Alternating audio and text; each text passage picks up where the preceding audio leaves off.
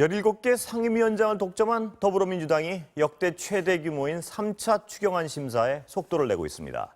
통합당은 국회가 청와대에 출장소로 전락했다며 강하게 반발하고 있습니다. 정치마수다 최민희 전 더불어민주당 의원, 이준석 전 미래통합당 최고위원 모셨습니다. 어서 오세요. 최 의원님께 먼저 여쭤보겠습니다. 뭐 다른 얘기는 어제까지 이제 원구성은 그만 여쭤보고요. 저거 예결 어떻게 하실 겁니까? 그 추경? 추경 지금 민주당으로서는 다른 길이 없습니다. 예. 그냥 외통수입니다. 정말 미친 듯이 열심히 일해서 그리고 성과를 내서 유능함을 증명하는 수밖에 도리가 없습니다. 추경도 그러니까 그냥 그래서 추경도 이제 각 상임위별로 추경안이 예산안이 있는데 각 국회의원실에 9명의 보좌진이 있습니다. 그리고 국회의원도 뭐 24시간 풀 가동해서 꼼꼼하게 살펴봐야 되고요. 그리고 이미 국회에는 각 상임위별로 전문위원들이 있습니다. 근데 그 전문위원들이 상당히 식견이 있는 분들이기 때문에 이미 정부에서 추경안이 넘어왔을 때 그 각 상임위별 전문위원들의 검토는 끝난 상황으로 보이고 그렇기 때문에 이제 의원들이 열심히 해서 상임위별로 의결을 하되 저는 여기서 주의해야 될 것이 만약에 여당 단독으로 추경안을 심사하는데 이 과정에서 지역구 예산 끼워 넣기를 한다든지 쪽지 예산이 들어간다든지 이러면 정말 여당은 큰일 난다. 그 점은 기우일 수 있겠지만 명심해야 될 것 같습니다. 여당에 대한 어떤 우려와 경고는 알겠고요. 근데 야당은 일주일 더 달라 그러는데 그건 안 됩니까? 그거 지연 전략으로 저는 봅니다. 왜냐하면 그 의미 없다? 본회의를 일주일 늦춰달라는 거 상임위를 구성 안 하고 있는 거 아닙니까? 지금 우선 순서는 상임위 명단을 내서 상임위가 구성되고 상임위에 참여하고 그리고 그 과정에서 일을 먼저 시작하고 조금 더 시간이 필요하다 이게 아니라 본회의를 일주일 연기하자 뭐 이렇게 얘기하는 것은 여당 입장에서는 지연 전략으로밖에 안 보이죠. 추경안을 늦게 통과시키면 사실 그건 국민께 안 좋은 건데 그래서 여당은 못 받을 안으로 보입니다. 고려할 가치가 없다는 판단이실까요, 지금? 뭐 가치 없다 이런 표현은 아니고 여당으로서는 일주일 지나면 그만큼 국민의 고통이 일주일 늘어난다고 보고 있거든요. 제가 여쭤보는 고려될 수 있는 사안인가요? 지금 당내 분위기가 아니면 물러나는 건가요? 지금으로서는 고려하지 못하는 상황으로 보입니다. 알겠습니다.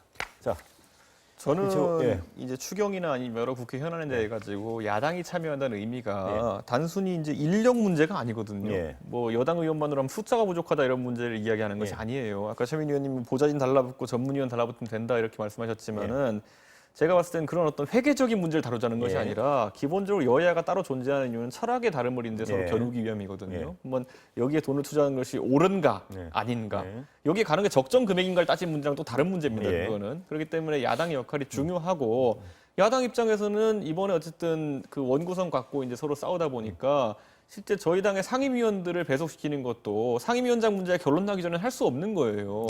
그래서 상임위원장이 여당 측이 상임위원장 가져가게 되면요. 야당 입장에서는 그에 맞설 수 있는 좀 강한 사람을 상임위원 배치해 줄 수 있고요. 만약 야당 상임위원장 가져가면 그를 서포트하기 좋은 사람이 가야 될 수도 있고요. 이 문제는 시일을 끄는 문제입니다. 그리고 앞으로 4년간의 국회 질서를 짜는 문제이기 때문에 신중하게 시간이 필요하다고 한 것이고요. 저는 아까 예산 문제 같은 건 마찬가지예요. 결국에는 어떤 예산이라는 건 아껴 써야 되는 것이고 같이 선택을 해야 되는 것들인데 지금 당장 뭐 3일까지 뭐 처리한다 뭐 이런 얘기 하면서 같이 선택을 할 수 있는 그러니까 서로 그 합을 겨룰 수 있는 시간이 되겠느냐 해서 시간이 안 된다고 보기 때문에 야당은 좀 시간을 가져야 된다고 하는 것이고 시국의 엄중함에 대한 주장은 어떻습니까? 지금 하루가 시국이 그렇게 엄중해가지고 빨리 이런 예산을 통과시키는 것이 최우선 과제였다고 한다면요. 저는 애초에 민주당에서 이렇게 그 법사위원장 갖고 싸우지도 않았을 겁니다. 그러니까 저는 법사위원장 갖고 이렇게 싸우고 하는 것 자체가 저는 뭐 코로나로 이제 국민들의 삶이 위급하기 때문에 빨리 처리해야 된다는 관점과는 다른 거거든요. 만약 그렇다면은 가장 중요한 문제가 코로나 추경이면은 관례대로 다른 문제는 덮어두고 가는 것이 우선이었죠. 둘 다 중요하다고 얘기할 텐데. 그러니까 제가 봤을 때는 민생보다 더 중요한 본인들의 뭐 법사위 장악이라는 소위 말하는 사법위원회에서 앞으로 공수처와 검찰과 법원을 통제하는 것이 중요하다 판단했기 때문에 본인들이 그 상황에서 같이 선택한 거예요. 지금 와가지고 코로나 추경이 최우선 과제다라고 한다면은 뭐 지금 시점이야 이제 자기들 먹을 거 다 먹고 나서 그렇게 얘기할 수 있겠지만은 애초에 그랬다면은 처음에 법사위 갖고 싸울 일이 아니었죠. 지금 말씀하신 것 중에 그러면 7일 본회의를 연장한다고 해서 예산 관련 철학적 토론이 가능하겠습니까? 그러니까 저는 적어도 예산 심사는 철학적 가치 판단이나 토론의 자리는 아니다. 예. 그러니까 의원들이 전문가여서 그런 그 가치 판단 하에서 예산의 적정성을 따지는 것이죠. 예. 그래서 저는 제가 예결위를 2번 했나 3번 했나 예. 그랬는데 그 자리에서 미래통합당 쪽 의원들이 철학적 가치를 따지는 건 잘 못 봤습니다. 근데 좀 일주일 동안 자세히 보겠다는 건 그럴 수 있는 거 아니겠나요? 그러니까 일주일을 더 자세히 보는 것과 예. 일주일을 더 끌어서 예. 예를 들면 이런저런 요인을 발생시켜서 예.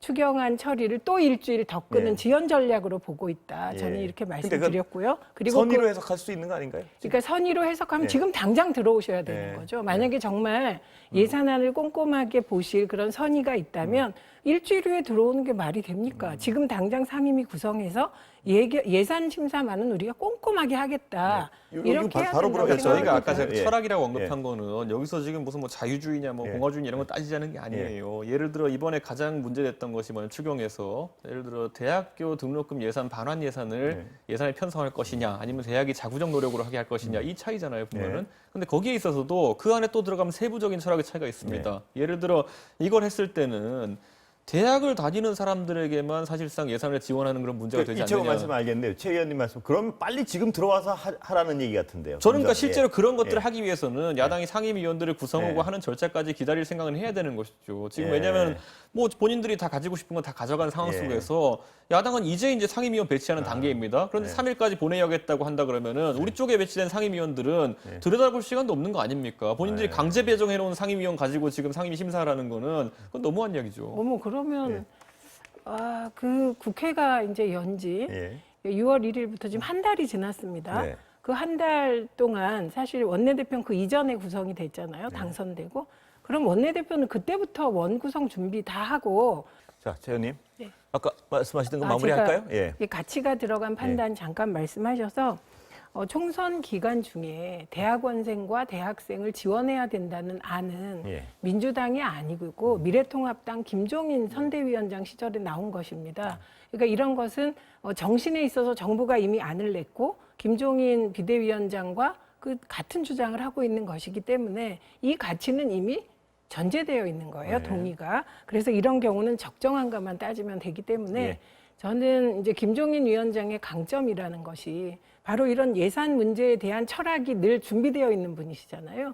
그래서 빨리 하루라도 빨리 들어오시면 들어오실수록 여당은 오히려 더 부담이 될 것이다. 예. 이렇게 봅니다. 뭐 추가 저는 뭐 아까 예. 말했듯이 대학 등록금 지원하는 것 자체에 대해 예. 가지고 반대하는 것이 아니라 결국 이것을 하게 되면은 앞으로 우리가 코로나 사태 대처하는 데 있어 가지고 피해를 보신 분들에 대한 개별 지원을 국회가 한 번씩 논쟁해야 예. 되는 문제가 있어요. 예. 그러니까 가치와에 따른 어떤 원칙과 기준을 합의하는 것이 예. 오히려 지금의 여야 관계 속에서 풀어나가야 될 부분이 아니냐. 예. 그거 없이는 계속 하나씩 이슈 쫓아다니고 그렇습니다. 예. 뭐 나쁘게 표현하면은 목소리 제일 큰 사람부터 지원해야 되는 그런 모양새가 나올 수도 있어요. 저는 세부적인 원칙을 확보하자. 그거는 사회에서 목소리가 제일 약한 분들이 피해를 입고 그분들의 목소리는 대변되지 않은 방식이기 때문에 좀 정치권이 그것보단 나은 방식으로 해야 된다. 하지 말자가 아니라 기준을 마련하자 이 말씀이죠. 그게 오히려 예. 정치권에서 해야 될 좋습니다. 가치의 예. 경쟁입니다. 그렇다면 이 얘기는 뭐 더 안 네. 해도 될 것 같습니다. 예. 그럼 다시 좀 뜨거운 얘기로 가겠습니다. 공수처. 공수처 어떻게 하실 겁니까, 여당? 일단 공수처 해야죠. 예. 네, 이건 검찰 개혁의 성과고 그리고 이번에 그 채널A 기자와 그 검사의 유시민 죽이기 검언 유착 의혹 사건을 보니까 검사들의 일부 검사들의 행태가 문제가 있는 것 같긴 네. 하더라고요. 그래서 그 검사들의 행태를 제어할 수 있는 검찰 권력을 제어할 수 있는 기관이 필요한 것 같아요. 네. 그게 공수처로 지금은 그러니까 이 시기에 공수처가 그 역할을 할 것이다 이렇게 네. 생각하기 때문에 네. 공수처가 빨리 도입되길 바랍니다. 이거 법에 7월 15일 날부터 하게 돼 있어요. 네. 왔다 갔다 빨리 하겠습니다. 왜냐하면 이게 네. 여쭤볼 게 약속이 많아. 자, 어떻게 하실 겁니까? 저는 공수처 네. 사태를 보면서 또 검찰과 법무부의 갈등을 보면서 저는 뭐 똑같은 사태를 보면 최민희 의원과 반대 의지로 네. 독립성 있는 기관에 대해 저렇게 정부가 이렇게 압박을 가할 수도 있는 예. 것인가. 법에 정해져 있지 않습니까? 저는 그래도 출범 일자는? 법무부 장관이 저렇게 월권하는 걸 보면서 오히려 우려를 좀 하게 됐고요. 그리고 저는 공수처 출범에 대해 가지고 7월 15일까지 하는 것도 하나의 법에 들어있는 내용이고요. 여야가 합의하라는 내용도 사실상 들어있는 내용입니다. 예. 그렇다면 우리가 내용을 봤을 때 7월 15일까지 여야가 합의해가지고 공수처장을 추천하는 추천위원회를 구성해서 추천하고 출범시켜라라고 하는 것은 저는 날짜도 중요하지만은 방점이 찍힌 거는 여야가 합의할 수 있는 인물을 세워라라는 것이거든요. 근데 뭐 그 부분에 있어가지고 좀 더 여당이 관심을 가졌으면 좋겠다. 공수처 자체는 어쨌든 야당이 동의하지 않는 방법 내에서 출범했지만은 공수처장을 출범하고 이런 것들은 여야가 꼭 합의할 수 있는 수준이 됐으면 좋겠다 이렇게 봅니다. 추천위원은 어떻게 하실 건가요? 저는 그런데 이제 아까 말했듯이 그 예. 공수처장을 추천하는 데 있어 추천위원 구성을 저희가 늦추는 것밖에 할 수 없는 것이 그게 저희가 법 테두리 안에 할 수 있는 최소한의 지연 절차 또는 저항입니다. 그렇기 때문에 그걸 지금 야당이 하고 있는 것이고 어느 시점에 추천을 할 텐데 벌써부터 그걸 기다리지 못하고 일부 여당 의원들이 뭐 법을 바꾸겠다. 언젠 법대로 하더니만은 법대로 안 되니까 이제는 법을 바꾸자고 하는 것 자체가 저는 조급증을 표현하는 것이 아니냐. 저는 이렇게 보고 싶습니다. 공수처 관련해서 야당의 요구는 뭡니까? 추천위원을 추천 안 하면서까지 지금 저항하는 그 저항의 본질은 뭔가요? 지금 미래통합당 입장에서는 뭐 여러 가지 어떤 운영의 양태라는 걸 지금 우려하는 것이 우선 법사위에서 이건 굉장히 다른 것이 법사위를 여당이 가져갔을 때의 공수처의 모습이라는 것과 법사위를 야당이 가져갔을 때 공수처의 모습이라는 거는 그 공수처와 검찰을 견제하는 역할 면에서 큰 차이가 있을 수밖에 없거든요. 근데 최근에 법사위도 여당이 장악하고 검찰에 대해 가지고 법무부가 전례 없는 압박을 하고 있고 이런 모습을 봤을 때 공수처가 과연 처음에 그럼 패스트트랙 전에도 이제 우려됐던 거지만 패스트트랙 이후에는 또 좀 잘 되길 바랬었는데 패스트트랙 이후에 지금 검찰에 대한 법무부의 양태를 보면서 공수처도 비슷한 압박을 받지 않게 하는 것이 중요하다. 뭐 이런 생각을 하는 거거든요. 그러니까 제가 이제 궁금해서 여쭤봤던 건 공수처를 하지 말자는 말씀인가요? 아니면 하되 그건 어떻게... 결정된 사안입니다. 그러니까 저희가 다수당이 되어가지고 입법을 되돌리는 게 아닌 제가 이상 제가 그러니까 뭐를 여당에 요구하는지 제가 이해하고 싶어요. 저는 여당 입장에서 아까 말했듯이 그 기관의 운영 중립성을 확보하기 위한 방안들을 야당 쪽에 많이 제시하길 바라고 있는 것이고 가장 기본적으로 첫째로 공수처장이 누구냐 되느냐겠죠. 그리고 두 번째로는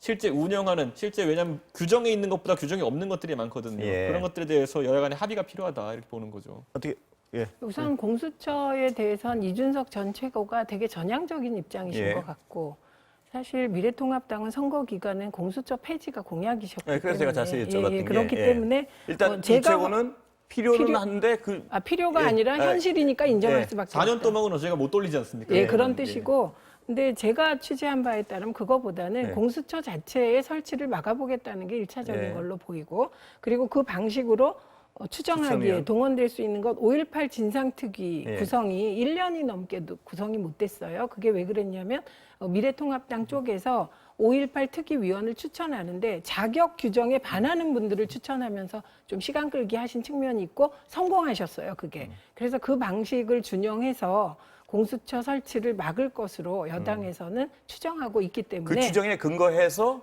근거해서 예를 들면 거죠? 지금 법을 바꿀 필요는 발생하지 않았어요. 왜냐하면 진행을 안 했기 때문에. 근데 그 공수처장 뽑는 절차를 진행할 때 그런 식으로 5.18 진상규명특위처럼 미래통합당이 지연 전략을 쓰면 그때는 법 개정을 고려해야 되지 않느냐라는 얘기가 그 관련 국회의원들 사이에서 나오고 있는 것입니다. 거기까지 어떻게 논리가 흘러가는지 알겠고요. 그러면 추천을 당 방침이 안 하겠다는 건가요, 지금?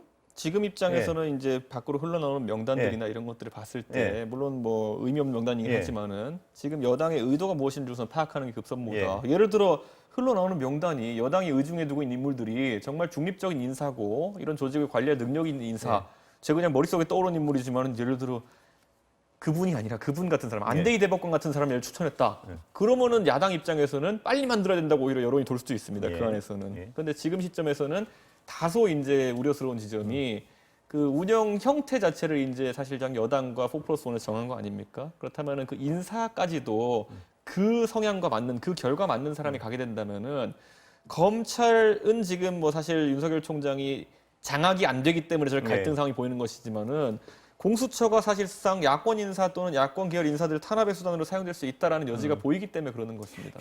제가 하나 더 여쭤보면 제가 이채고 어떤 입장과 당 입장을 약간 헷갈려서 제가 여쭤보는 건데 기정사실이니까 가긴 가야 된다는 입장이시죠, 이채고? 그건 저희 개인적인 입장이고요. 실제로 그렇게 돌아갈 겁니다. 막아서는 걸 4년 동안 막아서기는 어려울 겁니다. 간다면 지금 뭘 합의해 달라는 건가요? 만약 인사에 대해 가지고 어쨌든 지금 보면은 만약 야당이 이런 뭐 권한을 활용한다 해도 어차피 몇 달 내로 여론에 밀릴 부분인데 그거를 기다리지 못하고 또 바로 일부 의원들이 뭐 법을 바꿔가지고 빨리 강행 처리하겠다는 이런 것들. 예. 지금 전반적으로 여야 갈등의 핵심 뭐냐면요. 민주당이 177석 운운하면서 국민의 뜻 운운하면서 절차와 관행을 다 무시하고 그냥 밀고 나가는 것에 대해 가지고 야당은 굉장히 화가 나 있는 겁니다. 예. 지금 이 원구성에서 맞아가지고 든 멍이 풀리지도 않았어요. 그냥 또 다른 계속 때리는 얘기를 하니까 지금 문지르면서 야, 또 때리려고 하네 이러고 있는 상황인 겁니다, 지금. 그거는 그런데 지금 핵심은 공수처장을 임명하는 과정이 예. 절대 의결 정족수가 예. 적용이 됩니다. 그러니까 인사추천위원회가 7명인데 이 중에 2명을 대통령이 속하지 않은 예. 교섭단체가 추천해요. 예. 그리고 6명이 찬성해야 공수처장이 만들어집니다. 예. 그러니까 이건 무슨 말이냐면 일곱 명 정파적 그러니까 7명 중에 6명. 예. 예. 그러니까 이게 정파적으로 치우치지 않은 사람. 예. 그러니까 아까 안대희 대법관 같은 경우는 괜찮은데 이분이 이제 미래통합당으로 출마했기 때문에 예. 정파적으로 봐야겠죠. 예. 이렇지 않은 보석 같은 사람, 치우치지 않은 예. 그런 사람을 찾는 것이 관건이죠. 그래서 여야가 사전에 충분히 합의를 해서 사실은 뭐 7대 6이다 이런 걸로 싸울 일은 아니고 사실 원내대표 간에 예. 그 풀에 대해서 논의도 좀 하고 뭐 이런 과정을 거쳐야 하지 않겠습니까? 네. 근데 지금은 미래통합당이 그 여야 원내대표가 예를 들면 주호영 대표가 공수처장은 우리에게 추천권을 달라고 공개적으로 말씀하셨어요. 예. 그러면 그 추천하는 사람이 누군가가 중요하잖아요. 그럼 역시 주호영 원내대표도 정팔성이 없고 중립적인데 합리적인 분을 추천하면 그게 저는 가장 좋은 모습이 저는 그 사실 될 거라고 이 봅니다. 공수처를 둘러싼 여야의 교착 상황은 아까 제가 말했던 것처럼 지금 미래통합당은 맞은 상태에서 계속 예. 수로 밀어붙이려고 하니까 잠깐 반감이 있는 건 사실입니다. 그런데 어쨌든 공수처장이 하여튼간 여야 누구나 들었을 때 띠용 이건 괜찮다라고 예. 할 정도의 인물이 나오게 좀 되면은 그런 인물을 좀 적극적으로 추천하시고 합의하면 되는 거 아닌가요? 그거는 원내대표가 해야죠. 그 돈 받고 하는 일이 그건데 그거 예. 해야 되는데 저희들이 할 일은 예를 아니고요. 들면 여성 중에 김영란 대법관 같은 경우는 야당도 그렇게 저는 부정적이지 않은 재산- 그러니까 겁니다. 이제 저는 그런 단계로 넘어가게 될 거라 봅니다. 왜냐면 언론에서도 하마평에 오르는 인물들이 서서히 나오고 있고요. 그러니까 저는 제3자 입장에서 잘 이해가 안 되는 거는 그런 어떤 의지들이 만약에 두 쪽 다 있으시면 서로 이런 인물들 꺼내 보시고 이 사람 되고 이 사람 안 되고 그 협의를 하셔야 될 거 아닌가 이런 생각도 드는 거죠. 저희 얻어맞고 먹든 지 지금 3일밖에 안 됐습니다. 조금만 기다리십시오. 그리고 지금 이게 동의합니다. 아직 문지르고 있는 상황인데 계속 더 때리려고 하니까 지금 그런 거라니까요. 시간이 필요하다는 것은 동의할 그리고 아까 수밖에 제가 이채고 말씀 중에 이렇게 귀에 들리는 건요. 법대로 저항할 때는 법대로 하겠다고 그러더니 예? 또 법의 기준에서 저항해서 미루자 그럴 땐 또 법 고치겠다 그러는 게 말이 되느냐. 이 그게 얘기- 법대로 하려다 보니까 예. 법을 고치겠다는 말이 나오는 겁니다. 이게 되게 아이러니인데 보세요. 예. 그러니까 그 법을 고치자는 건 일부 의원들이에요. 예, 예. 왜냐하면 원내대표와 원내수석 부대표는 지금 그런 거 절대 고려하지 예, 않는다라고 예. 했습니다. 공식 입장이 그건가요? 예, 그런데 예를 들면 7명 중에 미래통합당이 추천하는 2명이 있잖아요. 예. 이 2명에 대해서 뭐 설득도 하고 뭐 다 해야 되겠죠. 예, 예, 그 추천위원회가 구성되면. 그런데 여기에서 다른 방식은 고려하지 않고 만약에 진행이 되지 않으면 예. 법대로 하기 위해서 법을 고치겠다는 이런 아리러니한 말씀이에요. 좀 그게. 근데 말씀은 꼬이시죠? 예, 하시다 꼬이죠. 그래서 저는 원내수석 부대표 말이 맞다는 예. 거예요. 지금 이런 예. 거 논의할 그렇죠. 사항이 아니다. 저는 그러니까 그런 말 안 나오고 조금만 지나가면요. 예. 자연히 저희도 이제 먹는 거 풀리고 이제 그만 문지를 때가 되면은 이래야겠다 생각이 들 겁니다. 그건. 알겠습니다. 뭐 이 얘기도 대강 정리된 것 같고요. 자, 좀 재밌는 얘기 좀 해볼까요? 자꾸 윤석열 총장 대권론. 야권에서 뭐 이건 야권도 뭐 일관 하나였던 말씀이나 뜻이 있는 건 아닌 것 같아서. 저는 이 10%가 어디서 나왔을까라는 예. 10%라는 수치가 이제 회자되고 있는데 어디서 나왔을까 했는데 사실 보수, 강경 보수층이나 이런 쪽에서는 잘 안 나오는 수치입니다. 예. 왜냐하면 그분들 같은 경우는 윤석열 총장이 최근에 예. 뭐 문재인 정부와 갈등을 빚고 있는 부분도 보고 계시겠지만은 반대로 이분들은 박근혜 정부를 내려앉게 만든 게 윤석열 총장이라고 예. 생각하고 있어요. 예. 그러니까 오히려 이거는 중도층의 민심이 동하고 있는 부분이 강하다. 전 이렇게 보는 것이고 그 중도층이라 함은 지난 총선에서 민주당을 찍을 수도 있지만 어느 정도 그 총선 이후의 행태에 대해 가지고 네. 사실상 좀 불안하게 생각하는 분들 이분들이 주축이 되지 않았을까 하는 제 추측을 하고 있고요. 예. 여권 인사들이 예. 사실상 윤석열 총장의 지금 선대 본부장 역할을 많이 하고 있습니다. 예. 지금 뭐 사실 추미애 장관이 예. 거의 매일 하루에 한 번씩 거의 예. 윤석열 총장을 띄워주고 있는 모양새거든요. 저는 그런데 이 갈등 사실 건전하지 못한 갈등입니다. 좀 이제 중단했으면 하는 생각입니다. 그러면 제가 이채고 있게 하는 거예요. 여권에서 비판하고 있는 윤석열 총장의 어떤 그 문제점들에 대해서는 어떻게 생각하세요? 몇 저는 가지가 예를 들어 뭐 예를 있죠. 몇 번 언급되지만은 검언 유착이라고 예. 이제 여권이 이제 아예 단어를 확정지어서 예. 그것이 있다라고 해서 예. 이제 공격을 하는데 예. 검언 유착의 당사자라면 둘과 검과 언이 하나씩 있겠죠. 예. 그런데 언에 해당하는 해당 기자가 했다는 발언이나 예. 이런 녹취록 같은 것들은 내용이 보도되고 그래서 국민들이 같이 판단을 할 수가 있어요. 예. 근데 정확히 그 검에 해당하는 그 모 검사장이 했다는 발언 자체는 예. 무슨 발언인지 그 워딩이 보도가 안 되고 있어요. 예. 그러니까 그런 워딩이 있었다고 주장한다라는 건 보도됐지만은 어느 누구도 그걸 확인을 못 해주고 알겠습니다. 있거든요. 자, 그럼, 이런 예. 상황 속에서 여당이 너무 속도가 빠르다 지금.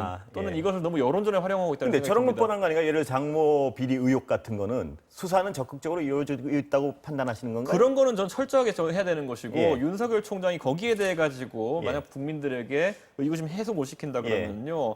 대권 주자 올라가기 힘들 것이다. 아. 플러스 검찰총장의 기능을 하기 쉽지 않다. 예. 이건 예전에 제가 예. 박근혜 대통령 봤을 때 당신 정수장학회 문제 해명 못하면은 대선 예. 못 된다 이렇게 얘기했던 것처럼 이거는 꼭 근데 지금 해결해야 되는 정상적으로 문제죠. 적극적으로 이루어지고 있다고 보시는 건가요? 아니면 저는 근데 그 사안에 대해 예. 가지고 그거를 이슈 삼아 가지고 특정한 고발 사건에 대해 가지고 처리가 늦어지는 걸 지적은 할 수 있겠지만은 그게 이제 거꾸로 윤석열 총장이라는 사람이 공격에 타깃이 되다 보니까 예. 여권이 과도하게 그것도 밀어붙이는 것이 아니냐 이런 인식을 지울 수가 없습니다. 아니 거기에 여권이 들어가는 게 이해가 안 갑니다. 예를 들면 검언 유착 사건이 아니에요. 이건 프레임이 잘못 짜였고요.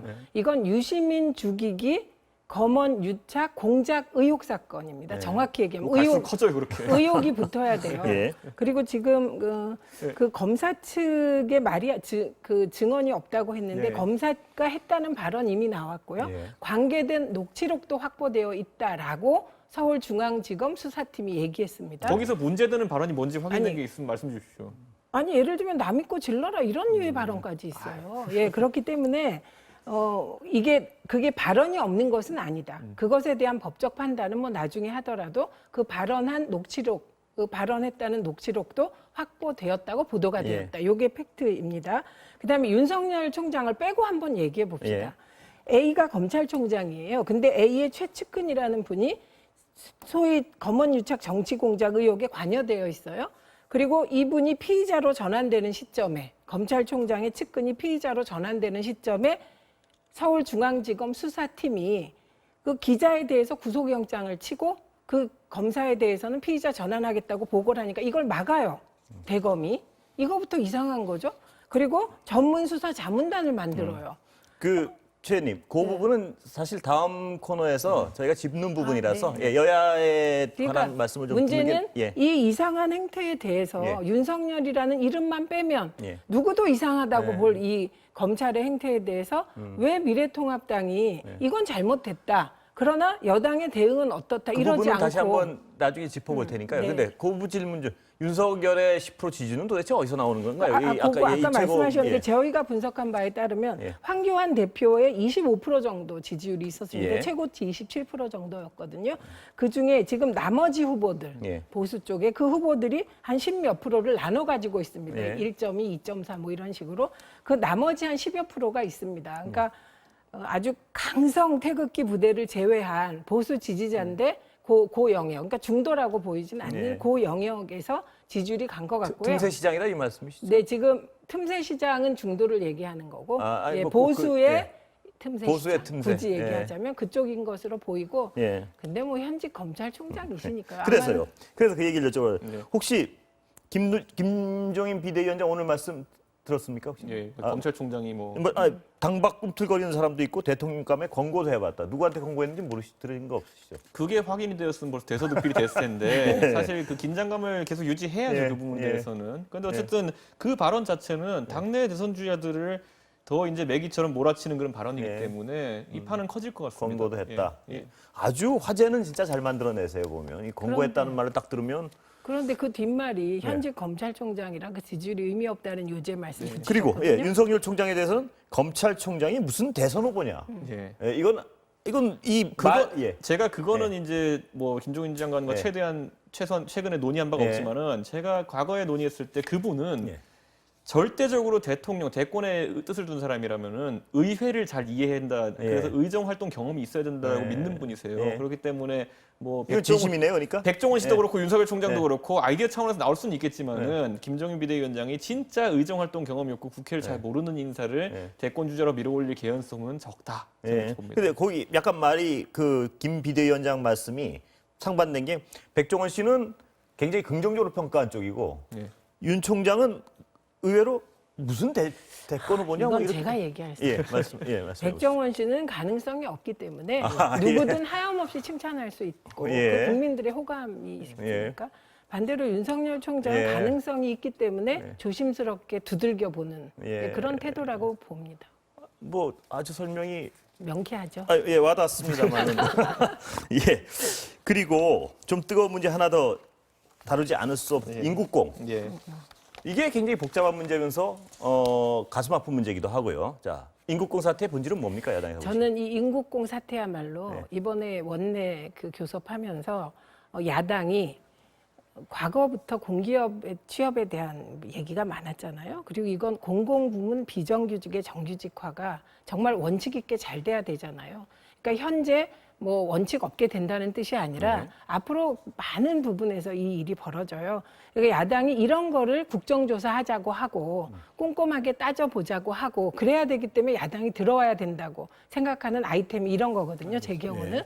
그러니까 저는 뭐 예를 들면 3,300만 원 받던 사람이 갑자기 그 보안검색 요원이 5천만 원 된다. 이런 건 가짜 뉴스예요. 실상이 3,500만 원 되는 거거든요. 그러니까 국회가 할 일이 국정조사 열어서 그 가짜 뉴스를 걸러내고 진짜 문제가 뭔지 이런 거를 따지고 야당이 이런 걸 파고들 때 여당이 무섭지 않겠습니까? 그리고 일을 더 잘할 것 같아요. 이 부분은 그런 영역이죠. 알겠습니다. 인국공의 본질이 뭔가요? 저는 이제 여당이 뭐 아니면 대통령께서도 이런 정책을 펼친 데 있어서 선의와 공정이 대립할 수 있다는 걸 이제 알게 된 거 아닌가 이런 생각하는 게 사실 비정규직을 정규직화하겠다는 거는 어느 누구도 반대 의견을 내지 않는 선의에 해당하는 부분입니다. 그런데 그 선의를 행함에 있어가지고 정부가 여러 가치 선택들을 해야 돼요. 아까 말했던 것처럼 인천국제공항공사의 보안검색 직렬이라고 하는 곳에 대해 가지고 대통령께서 방문해가지고 어떤 선물을 주는 것처럼 5월 12일 날 딱 2017년에 발표하고 나가지고 왜 거기냐라고 했을 때 거기에 대해서 답할 수 있어야 되거든요. 철학과 원칙을 바탕으로. 근데 지금 시점에서 보면 같다는 것 이외에는 특징점이 별로 없습니다. 예를 들어 보안직렬을 놓고 본다면은 공기업의 보안직렬 더 많습니다. 보면은 중요한 시설이라 그렇다. 예를 들어 인천국제공항의 보안직렬이 중요하다 그러면요. 예를 들어 KBS 같은 국영방송사의 보안직렬도 중요한 거 아니겠습니까? 거기에 무슨 일 생기면 얼마나 큰일이겠어요. 근데 그분들은 또 이제 자회사 정규직 형태로 가게 돼 있고 여기는 직고용으로 가게 돼 있고 결국에는 원칙이 어떻게 설정되냐에 따라 해가지고 지켜보는 야당도 저 정도면은 원칙에 따라 행해지고 있다. 뭐 불만이 없겠구나 이렇게 하는데 지금 상황에서는 우리가 로또라는 표현이 자극적일 수 있지만 로또라는 걸 쓰는 것은 사실 제가 이제 오늘 방송에서 한번 얘기했지만은 대통령 동지께서 현장 지도를 하시었다. 이거 외에는 아무것도 없는 거예요, 지금. 자, 이채원은 그럼 왜 꼭 거기냐는 문제 제기는 제가 알겠는데 거기가 그렇게 되는 것 자체도 문제가 있다고 생각하시는 건 아니죠? 저는 언젠가는 도달해야 될 목표일 수도 있겠지만은 어떤 절차와 어떤 수단으로 하느냐도 굉장히 중요하다라고 보는 것이고요. 그 자체는 하여튼 그것만 뭐 그거 떼다니 그 자체는 바람직한 거죠. 정규직 개인적으로 저도 그렇고요. 제가 속한 정파도 그렇고요. 상시 고용을 해야 되는 직군이고 그리고 이 작업이 굉장히 중요한 연속성이 중요한 작업이라고 한다면은 저는 정규직화하는 것이 옳다라고 보는 입장이에요. 다만 그게 어떤 절차와 어떤 선별 과정을 통해서 이루어지냐는 논쟁의 대상이죠. 그래서 질문은 그 자체보다는 왜 꼭 거기가 지금 유독 뭐 이런 얘기예요. 절차적. 저는 그 인정합니다. 일부가. 왜냐하면 공공 부분을 비정규직에서 정규직화해야 될 인원이 많습니다. 근데 이게 이미 서울시는 진행을 상당 부분 했습니다. 그런데 예를 들면 인천공항이 대통령이 방문하시는 것을 계기로 2017년 12월에 전문직 협의회를 만들어요. 비정규직, 정규직, 노조가 합쳐져서. 그래서 3년 동안 논의를 한 겁니다. 그래서 2019년 12일에 이제 예를 들면 선우를 정해요, 내부가. 그래서 이번에 1차 정규직 전환이 일어난 것이거든요. 그러니까 그 준비 정도가 대통령께서 방문하시면서 빨라졌다. 이건 동의를 합니다. 그러니까 이게 다른 곳도 만약에 대통령이 방문 안 하셨어도 기관장이 의지를 가지고 막 진행한 쪽은 일부 정규직화가 됐거든요. 그래서 그게 하나의 촉진 계기가 됐다. 그럼 다른 데는 어떻게 할 거냐? 그러니까 이거는 이제 야당이 따지고 정부가 답해야 될 부분이다. 저는 인정합니다. 저는 이렇게 선언적으로 발표해놓고 지금 7월부터 할 수밖에 없는 상황을 이제 만들어놨거든요. 근데 저는 이럴 때일수록 어쨌든 원칙을 정해가지고 취업 시장에도 혼란이 없게 만들어야 돼요. 지금 농담이 아니라 제가 인터넷 카페에서 봤더니만은 정규직으로 들어가는 가장 빠른 진입로는 이제 공기업 보안 직렬 중에서 정규직화가 되지 않은 곳에 취업하는 것이 아니냐라는 사실 그런 어떤 근데 자조적 지적을 하는 분들이 있거든요. 네. 그런데 이 사실 부분은 그게 굉장히 논리적인 사실 조소거든요. 어떻게 보면. 그러니까 그 조서가 나올 수 있습니다. 예. 조건이. 근데 예를 들면 보안 검색 직렬과 이제 취준생들이 준비하는 사무직은 또 다르거든요. 다르죠. 여러 가지 어떤 측면이 그래서 있죠. 이 부분은 저는 이제 그런 그 직자적으로 그런 말을 들었을 때 화도 날 겁니다. 취준생들이. 당연하겠죠. 또 그런데 그쪽 입장에서는. 그 예. 화를 내는 건 또 에너지 소비잖아요. 그러니까 정확한 정보를 전달하고 예. 원칙을 잡게 하는 것이 정치권의 역할이라는 겁니다. 자, 저는 시간은 그런 형태의 전환 예. 이후에 바로 이제 순환보직이라든지 여러 다른 부차적인 이야기가 나오기 때문에 취준생들은 우리보다 어쩌면 더 그것에 민감해가지고 그럴 수 신규 채용 있죠. 규모나 예, 이런 것에 그렇습니다. 영향이 있지 않을까 하는 것이기 자, 때문에 두 분, 저는 여당이 들어야 된다고 예, 봅니다. 그렇습니다. 시간은 다 됐는데요. 그 제가 하나 네. 본 거는 제가 한 30분, 40분만 투자해서 양쪽의 어떤 그 불만을 터뜨리는 젊은이들의 얘기만 들어도 문제가 뭔지는 파악이 되는데 네. 왜 정치권에서 그 논의를 못 하는지 잘 모르겠습니다. 아니 그래서 앉아서. 예. 제가 요구하는 게 예. 이런 것은 정말 야당이 끌고 갈 수 있는 좋은 의제고 시정할 수도 있다. 알겠습니다. 그리고 특히 정의당이 할 일이라고 생각합니다. 알겠습니다. 오늘 말씀 감사합니다. 다음 주에 뵙겠습니다.